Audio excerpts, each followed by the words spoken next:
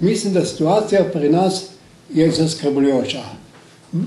Ne dvomim, vsi podatke kažejo, nima smisla, da dvomim, da mladih delničarjev je vedno manj, odhajajo.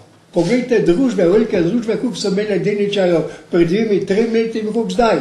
Mali delničarji odhajajo. Biti mali delničar trenutno v situaciji v Sloveniji sploh ni vabljivo. Ni vabljivo.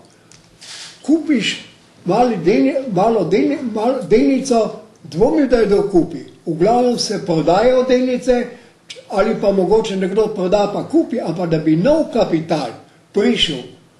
Vprašanje, to sicer ni neka dokončna analiza, ampak podatki kažejo, da novega pritoka malih delničarjev v Sloveniji ni, zato, ker to ni vabljivo. Koncentracija kapitala je samo v velikih družbah, v velikih sistemih.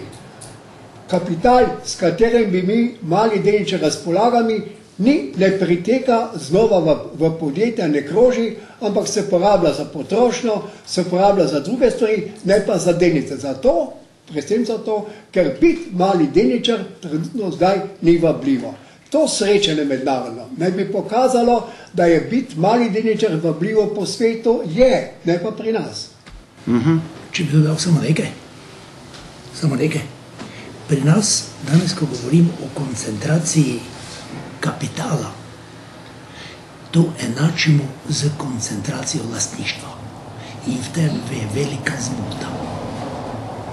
Ker nismo razvili inštrumentov, po katerih bi mali delničarji bili zaščiteni v procesu koncentracije kapitala. Mislimo, da je koncentracija kapitala možna samo z lastninsko koncentracijo. Bistvo delničarskih družb pa je ravno obratno, da se animira kapital velikega števila malih. In s tem tudi utrjuje, kar je dr. Mejak malo prej poudaril, pa tudi predsednik magister Verbič, da se s tem vzdržuje normalno middle class, kot rečejo, srednji sloj, kot najstabilnejši faktor neke družbe. Veliki lastniki s kapitalom lahko zbrišejo in doma ostane beda in sociala. In v tem je ključni problem. Zato imajo v vseh državah, štejejo, vzdrževanje, v ustavah je pisalo, kooperativa je pod posebnim varstvom države.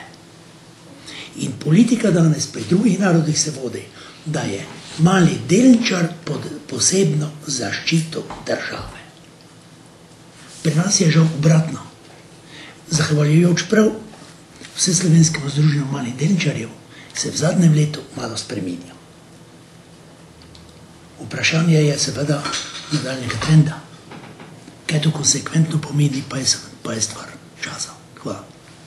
Hvala lepa za odgovor. Morda še kakšno vprašanje? Hvala lepa za vaš obisk. Upam, da se srečamo od 19. do 22. junija na srečanju Evropskih in svetovnih organizacij delničarjev in investitorjev. Gostje so vam na voljo še za individualne pogovore. Najlepša hvala za vašo udeležbo.